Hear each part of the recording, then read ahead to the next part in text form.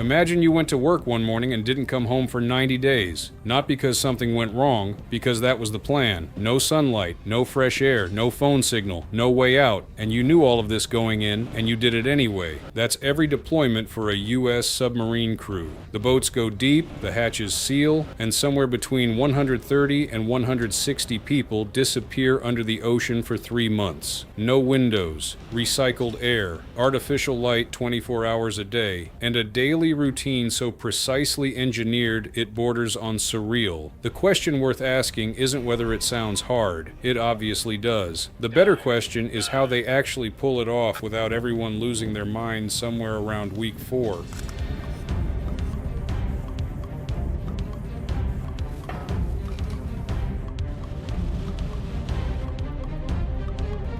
It starts with something nobody talks about first: the food.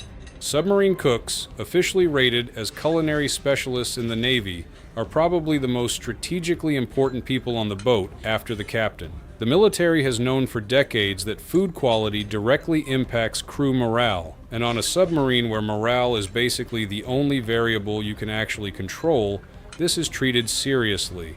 The first 2 weeks of patrol feature fresh vegetables, real milk, and cuts of meat that rival what you'd get in a decent restaurant. Submarine crews historically eat better than almost any other military unit on Earth. There's even a term for it: the Golden 14, referring to the first stretch of patrol when the fresh stores are still good. But then the fresh supplies run out, and the boat switches to canned and frozen stores for the rest of the trip. The cooks still do what they can with it. Sunday is often steak night. Holidays get themed meals. On some boats, homemade pizza shows up on Fridays. These aren't random acts of generosity. They're calculated retention of something that feels normal, which is the rarest commodity underwater.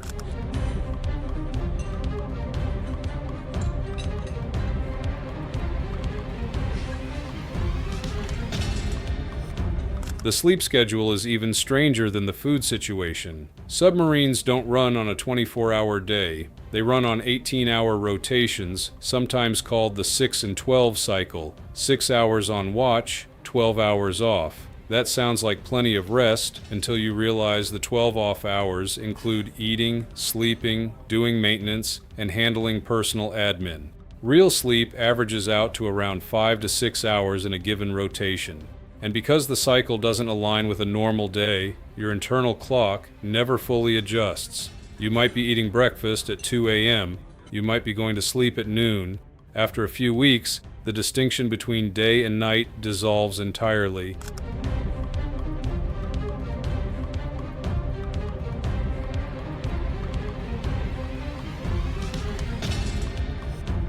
There's also the small matter of space.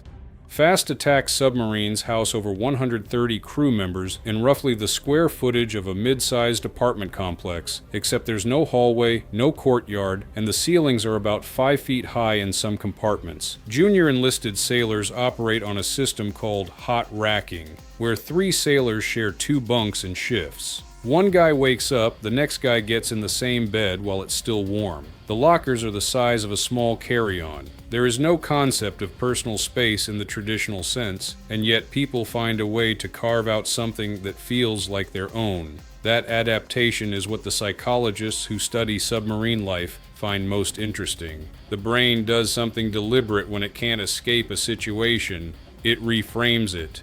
Veterans of long patrols often describe a kind of tunnel focus that develops after the first few weeks, where the outside world stops feeling real and the submarine itself becomes the entire universe. It's not dissociation.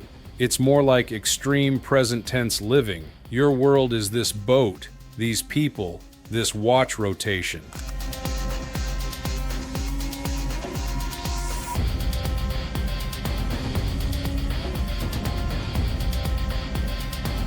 It's at this point you might be wondering whether this sounds psychologically sustainable, and the answer is barely, and only because of the systems built around it. If you want to go deeper on stories like this one, subscribe. We cover military history and the overlooked details every week. Entertainment and community life on a submarine is one of those systems. Each boat carries hard drives loaded with thousands of hours of movies, TV shows, video games, and music.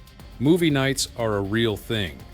There are informal sports tournaments based around whatever you can do in a narrow corridor. Some boats have crew members who are particularly good at something, and impromptu teaching sessions become a source of status and social structure. If you play guitar, people will ask you to play. If you're good at chess, someone will eventually sit across from you and make it a thing. There are also family grams, which are 50-word messages that family members can send to crew through the Navy's communication system. 50 words. That's roughly what you just read in the last 2 sentences, and that small window is sometimes the only personal contact a sailor gets for weeks. The crew on the receiving end treat them with an almost ritualistic seriousness. You pick your 50 words carefully when you know the other person is going to read them over and over.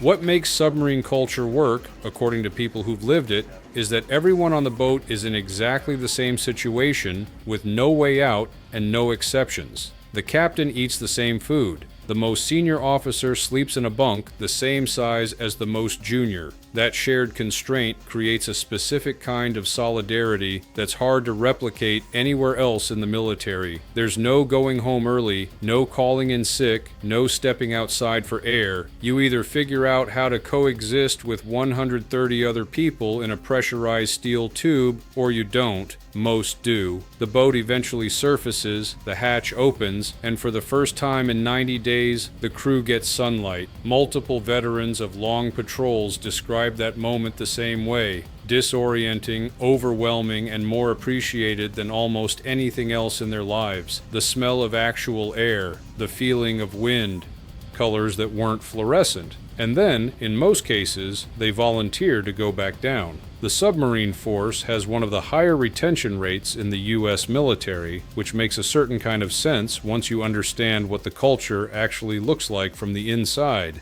The conditions are extreme, but so is the sense of belonging that forms inside them. There's another story on screen if you're not done yet.